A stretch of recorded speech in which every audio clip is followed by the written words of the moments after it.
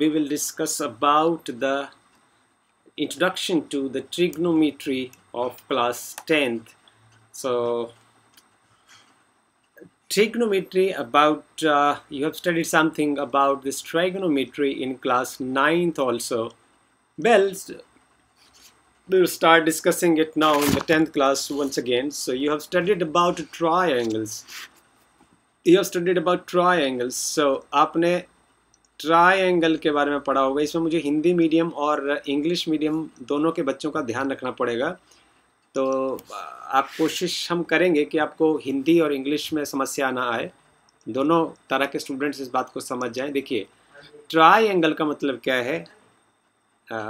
इसको त्रिभुज हम बोलते हैं, जिसमें try means three. Try means 3. Now see here, try means 3. This try means 3. Try means 3.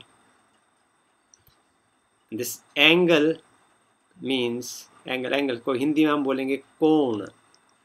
Right? तो try means 3.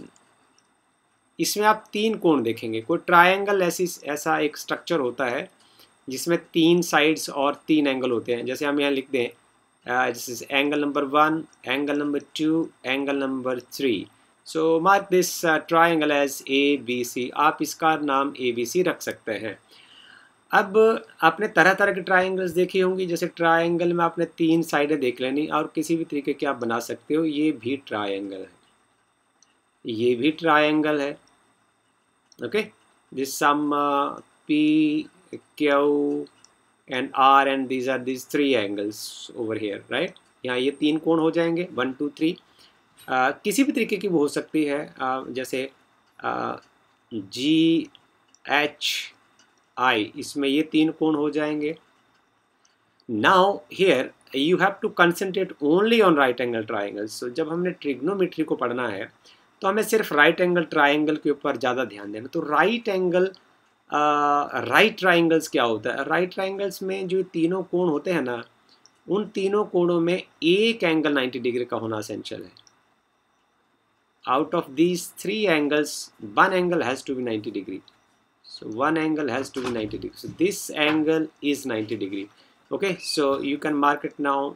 Just A prime, B prime and C prime. So this is angle number 1 and this is angle number 2 and this is angle number 3. So here angle number 3 is 90 degree. So if there is a triangle where one angle is 90 degree, this is called right triangle. Okay. So सवाल ये है कि आपको ये trigonometry क्यों पढ़ाई जा रही है. क्यों बच्चे सोचेंगे कि हम ट्राइगोनोमेट्री क्यों सीखें. हम अपने जीवन में ऐसी कौन सी समस्याएं हैं जो हल कर लेंगे यदि हम ट्राइगोनोमेट्री सीख जाएंगे. तो आज के हम इस वीडियो में सिर्फ इस बात की चर्चा करेंगे कि यदि आपको ट्रिग्नोमेट्री का नॉलेज हो जाता है, आप ट्रिग्नोमेट्री के सवाल हल करना सीख जाते हैं, तो आप क्या क्या समस्या, किस किस तरह की समाज में जो समस्याएं हैं मापने की, मेजरमेंट की, उसमें कहाँ तक आप कामयाब हो सकते हैं. पहला सवाल ये है कि आपको ज़रा अब समाज में हम सैर कराने के लिए ले चलते हैं. उदाहरण के लिए एक बच्चा है, एक स्कूल स्टूडेंट है और वो एक कुतुब मीनार को देख रहा है. इस फिगर नंबर 1 को देखिए आप. This is figure number 1.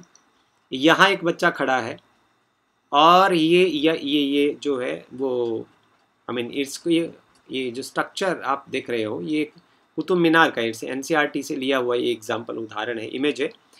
तो अब सवाल ये है कि यदि बच्चा यहाँ से खड़ा होकर सीधे इसके टॉप पॉइंट को देख रहा है, तो आपसे सवाल ये है कि क्या ये बच्चा कुतुब मीनार की जो हाइट है उसका अंदाज़ा लगा सकता है. ये सवाल, इस हाइट को वो क्या वो माप सकता है. This question of height, could it be solve. इस सवाल का जवाब हमें यहाँ मिल जाएगा. इसको यहाँ कोई एक एंगल बन रहा है. तो सवाल ये है कि यहाँ से जो बच्चा इस कुतुब मीनार को यहाँ टॉप पर देख रहा है, तो क्या कुतुब मीनार कितनी ऊंची है इसको मापा जा सकता है कि नहीं. ओके, ये मज़ेदार चीज़ आप सीख जाएंगे. और ये कुतुब मीनार यदि आप नहीं जा पाते तो आप अपने घर की बिल्डिंग को ही माप सकते हैं, आप अपने स्कूल की बिल्डिंग को माप सकते हैं, आप एक पेड़ की ऊंचाई को ऐसे माप सकते हैं। अब आप देखिए धीरे धीरे आप कितना कितना एक्सपर्ट हो जाएंगे इन सब चीज़ों को करने के लिए। हम आपके साथ फिगर नंबर 2 की चर्चा करते हैं। ये जो फिगर नंबर 2 है, इसको आप ज़रा ध्यान से देखिए। यहाँ एक बच्चा इस पॉइंट के ऊपर खड़ा है, ये उसका घर है और जो रिवर के किनारे है, और रिवर के किनारे से वो इस टेम्पल के पास ये जो पौड़ियाँ हैं, यहाँ फूल है, वो यहाँ से इन फूलों को देख रहा है। और यहाँ एक बहुत बड़ी जो नदी है वो बह रही है, यहाँ हम लिख देते हैं river is flowing over there. अब उसको यदि मान लो ये पता है कि वो कितनी ऊंचाई पर यहाँ खड़ा है, अब सवाल ये है कि क्या आपके पास कोई ऐसा तरीका है कि आप इस रिवर की चौड़ाई को माप सकें। Okay, so can you measure the width of this river? This is a question. So if you learn trigonometry in such a beautiful way, this mathematical technique in such a beautiful way, then you can do this solve. अब एक तीसरी समस्या आपके साथ हम समस्या के बारे में हम बातचीत आपके साथ करते हैं। इस समस्या में आप ये देखेंगे कि कहाँ आप इन ट्रिग्नोमेट्री की हेल्प से अपनी समस्याएं हल कर सकते हैं। देखिए, एक बच्चा है, एक छोटा सा बच्चा है, वो बाहर निकलता है घर से, फिर एक बैलून को देखता है, वो आसमान में उड़ रहा है और वो पोजीशन नंबर ए पर है। बच्चा बहुत खुश होता है कि आसमान में बैलून देख के वो अंदर घुस जाता है और अपनी मम्मी को साथ में लेके आता है। जब वो वापस मम्मी के पास आता है, मम्मी के साथ वो वापस बैलून को देखने आता है, तो बैलून वो यहाँ नहीं होता है, बैलून बी पॉइंट पर पहुँच चुका होता है। अब आपके पास सवाल है कि क्या आप जब बैलून ए से बी पॉइंट पर पहुँच गया है, तो क्या इसकी हाइट मापी जा सकती है या नहीं? क्या आपके पास कोई मैथमेटिकल टेक्निक है कि क्या इसकी हाइट मापी जा सकती है कि नहीं? This is again a very beautiful question. अब आपको धीरे धीरे करके आइडिया होने लगा है कि क्यों आपको ट्रिग्नोमेट्री सिखाना जो है वो ज़रूरी है। आप आगे चलते हैं। अब आपको थोड़ा सा इसका समझ आया कि आपने पहले सवाल में देखा कुतुब मीनार के केस में, इसमें आप हाइट की बात कर रहे हैं कि आपको हाइट निकाल लेना है, राइट। और इस केस में आप क्या कर रहे हैं? इस केस में आप देख रहे हैं कि आपको डिस्टेंस कैलकुलेट करना आ जाएगा।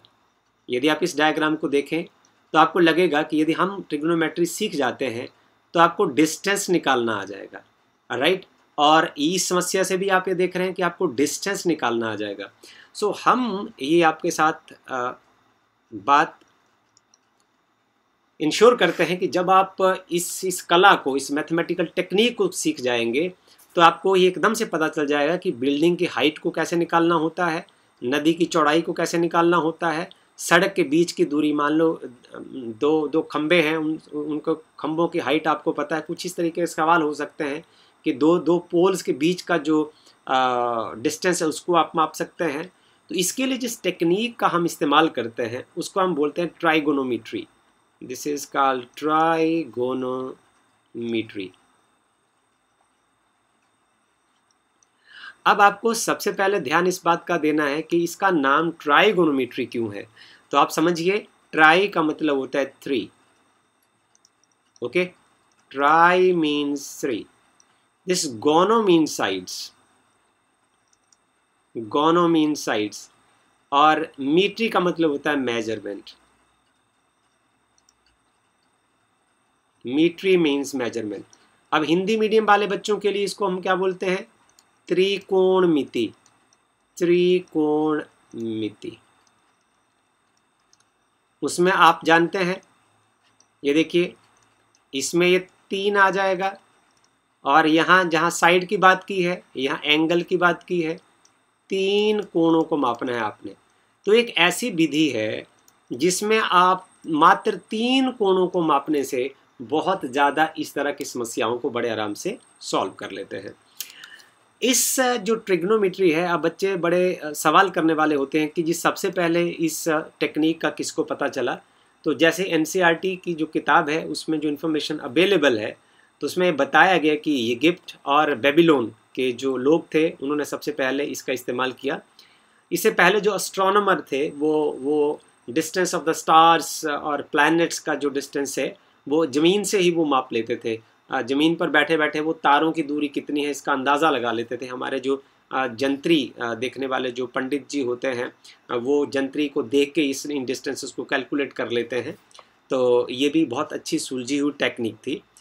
अच्छा बच्चों, इस चैप्टर में अब हम क्या करते हैं कि इस चैप्टर में हम पढ़ेंगे कुछ रेशो बनाएंगे हम। इसका देखिए हम यहाँ करते हैं कि आपके पास एक राइट ट्रायंगल है। This is a right triangle. Right triangle मैंने क्या बताया था आपको कि उसमें कोई एक एंगल जो है वो 90 डिग्री का ज़रूर होगा।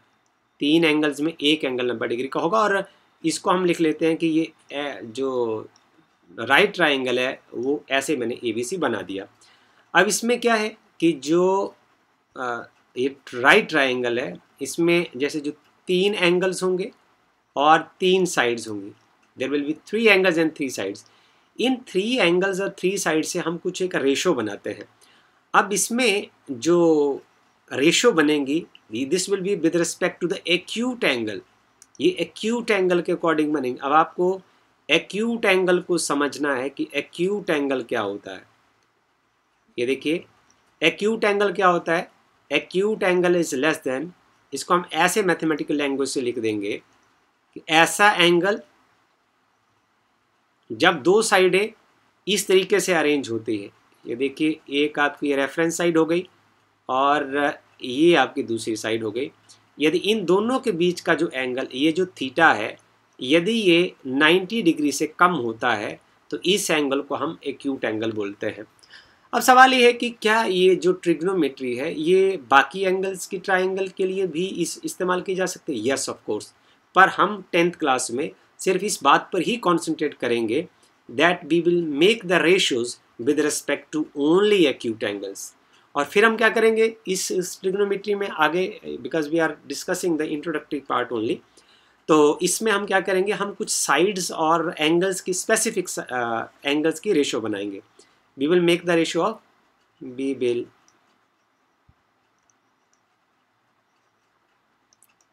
will make the ratio of some specific angle। हम उसमें से बहुत ज़्यादा जो एंगल हैं जैसे 0 से लेके 90 डिग्री तक कितने ज़्यादा एंगल है उसमें से हम कुछ स्पेसिफिक एंगल जैसे 30 डिग्री हो गया, 45 डिग्री हो गया, 60 डिग्री हो गया और 90 डिग्री हो गया, ये हम कुछ स्पेसिफिक एंगल्स ले लेंगे और उनके लिए हम रेशो बनाएंगे और आइडेंटिटीज बना देंगे। And establish some identities।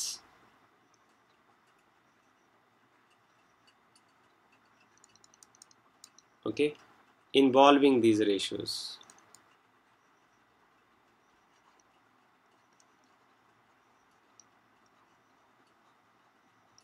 Involving these ratios called trigonometric identities।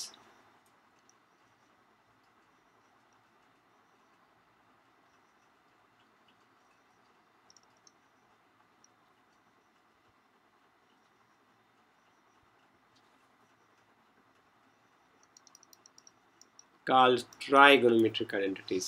So this is all about my first video for class 10th, and I will start making the trigonometric ratios in my next video.